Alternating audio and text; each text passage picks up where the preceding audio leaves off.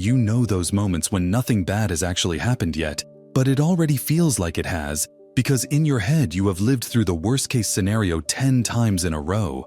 You replay a future conversation where you embarrass yourself, a presentation where you freeze, a date where you say something stupid, a project where everything goes wrong, and even though it is all imaginary, your body reacts as if it is real. Tight chest, racing heart, restless sleep.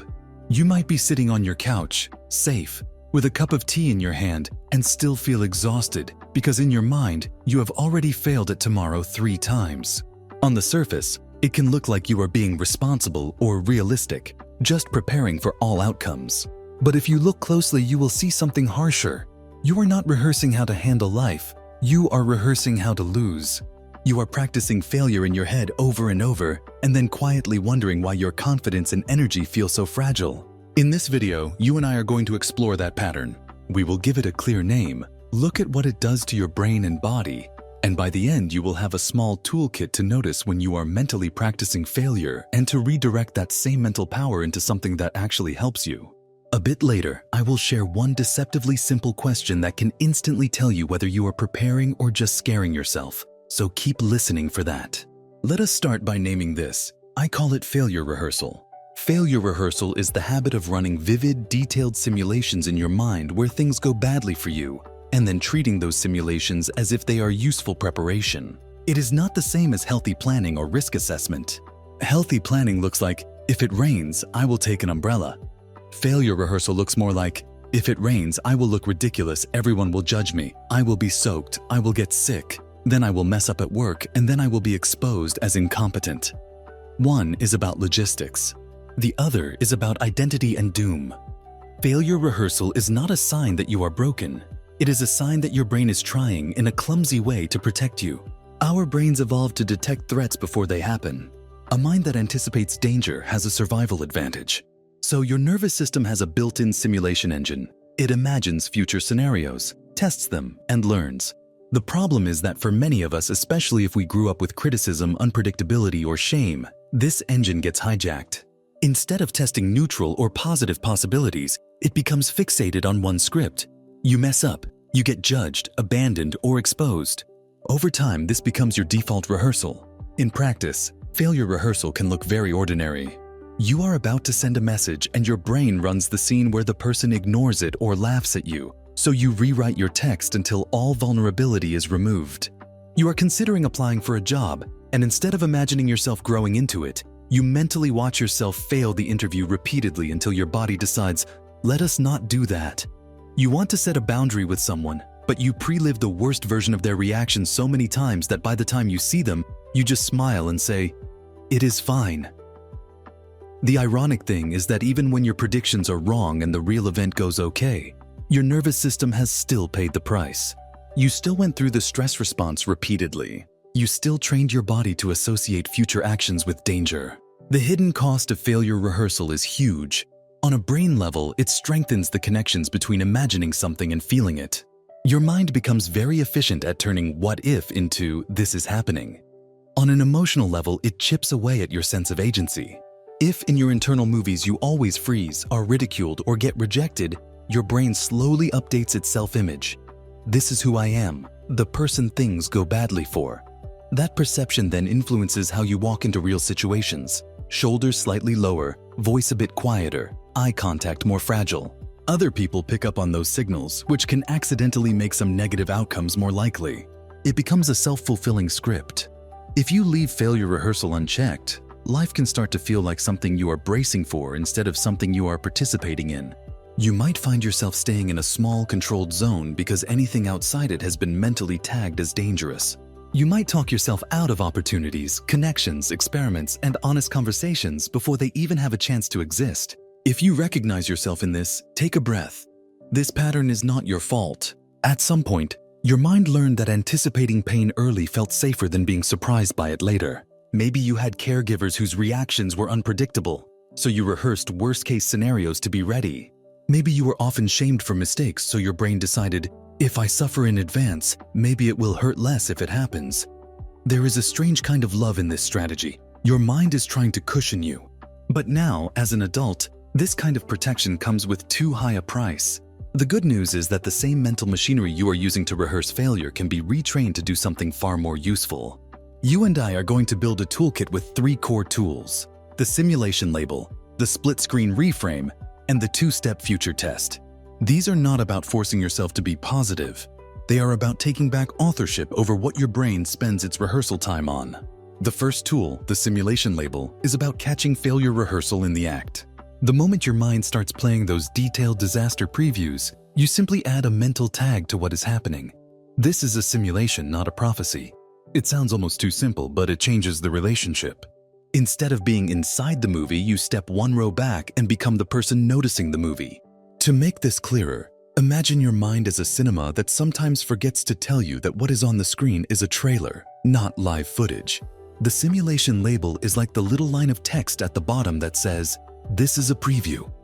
In practice, it might sound like, "My brain is currently running a simulation of me failing this presentation." When you name it like that, you create just enough distance to ask a follow-up question. Is this simulation helping me prepare or just making me scared? Try this in the next 24 hours. The next time you catch yourself mentally replaying how badly something could go, do not try to stop the images immediately. First, just label it simulation. Say it in your mind as neutrally as possible, the way you would label, "Oh, it is raining." Then notice what happens to your body when you remind yourself, this has not actually happened. You may still feel anxious, but you have already shifted from being trapped in the movie to being the person watching it. The second tool is the split-screen reframe. Our brains tend to treat worst-case scenarios as more serious or grown-up than best-case ones. So when you imagine failure, it feels like realism. When you imagine success or even just "it goes okay," it feels naive. The split-screen reframe challenges that bias by deliberately giving equal airtime to a different possible outcome. Here is how it works. Whenever you catch a failure rehearsal, you keep that movie on one side of an imaginary screen in your mind, and on the other side, you run a different simulation. Not an unrealistic fantasy where everything is perfect, but a grounded version where you handle things well enough. For example, if on the left side of the screen you see yourself freezing during a presentation and everyone judging you, then on the right side you imagine yourself starting nervous, stumbling once, recovering, and finishing with a few people genuinely appreciating what you said. If on the left screen you see yourself being rejected after stating a boundary, on the right screen you see yourself calmly stating it. The other person may be being surprised or even annoyed, but the relationship surviving, and you walking away with a sense of self-respect. The goal is not to convince yourself that the right screen is guaranteed. It is to teach your brain that the left screen is not the only story. Over time, this starts to weaken the special authority that worst-case scenarios have in your mind. To turn this into a micro-assignment, pick one recurring fear. For example, "I will humiliate myself if I speak up at meetings." And for a week, every time that movie pops up, take 10 seconds to run the split screen. Do not skip the failure movie. Just make sure you also play the handled okay version. Notice how your body feels when there are 2 options on the screen, not just one. The third tool is the 2-step future test. Failure rehearsal often hides behind the feeling of being prepared, but real preparation produces clarity and next steps, while failure rehearsal leaves you stuck in the same emotional loop. The 2-step future test is a way to separate the two. After noticing a simulation and labeling it, you ask 2 questions. What is the actual problem this scenario is pointing at? And what is one concrete action I can take now that would help me handle it better if it did happen? For example, say your brain keeps showing you the image of forgetting what to say during a talk. The actual problem might be, "I am afraid I will go blank under pressure." A concrete action might be, "I will write down 3 anchor points on a card I can glance at." Or if your failure rehearsal is about being alone forever if a relationship ends, the actual problem might be, "I am afraid I will have no support system." A concrete action could be, "I will reach out to 2 friends this week and invest in those connections." The rule is, if a simulation leads to a specific doable action, it just graduated into useful planning. If it leads nowhere except more dread, you have permission to treat it as mental noise. You will not be able to stop it immediately, but you can decide not to feed it more attention once you have squeezed out whatever practical use it had. Try the 2-step future test sometime this week with one stubborn fear. Write the answers down. What is the real problem I'm afraid of? And what is one small step I can take today that my future self will be grateful for? This moves you from rehearsing failure to rehearsing response. Through all these tools, keep an eye on the emotional arc we are walking together, from being dragged by your simulations to being a collaborator with them. Your brain is not your enemy, it just has been overfiring the same protective pattern. Each time you label a simulation, each time you run a split screen, each time you ask the two-step questions and take even a tiny action, you are teaching your nervous system a new rule. Thinking about something going wrong is only useful if it helps me do something about it. Otherwise, I can let it pass. Now let us close the curiosity loop from earlier, the simple question that can reveal in seconds whether you are preparing or just practicing failure. The question is, if this scenario came true exactly as I imagine it, would this rehearsal actually make me more capable or just more tired? The next time you are lying in bed playing tomorrow's disasters in your head, pause and ask this. If the honest answer is more tired, that is your cue to gently disengage. Take a breath, label it as a simulation, and if there is no concrete action to take right now, redirect your attention to something that signals safety. Your breathing, the feeling of the bed, a comforting thought or memory. You are not betraying your responsibility by doing this. You are respecting your nervous system's limits. If you recognize yourself in these patterns, you might want to take a moment after this video to write down one specific area where you most often rehearse failure. Work, relationships, health, creativity. Just naming it is already a step. You could even share it in the comments, along with one action you might take instead of another hour of mental punishment. Someone else reading it might feel less alone in their own late-night rehearsals. As we finish, I want you to hold two truths together. First, your habit of practicing failure is not a sign that you are doomed to fail.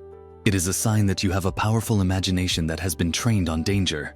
That imagination, that sensitivity to possible outcomes, can become a strength once it is balanced. Second, you now have the responsibility and the ability to direct at least some of that imagination differently. You cannot stop your brain from ever generating scary scenarios, but you can change what you do next. Label them as simulations, put them on a split screen, extract any useful action, and then let the rest go. Every time you do that, you are building a new default, rehearsing not your collapse, but your capacity. So take a breath and summarize this in one simple sentence for yourself. Something like, my brain rehearses failure to protect me, but I can choose to practice my responses instead. If this video helped you see your own mental rehearsals more clearly and gave you concrete tools you can actually try in the next few days, do not let it be just another insight that fades. Save it. Share it with someone who lives in their head rehearsing disasters, and subscribe to Mind Unlocked so you can keep building a mental toolkit for better thinking, clearer communication, and deeper self-understanding, instead of letting unedited failure rehearsals keep stealing energy from a future you have not even lived yet.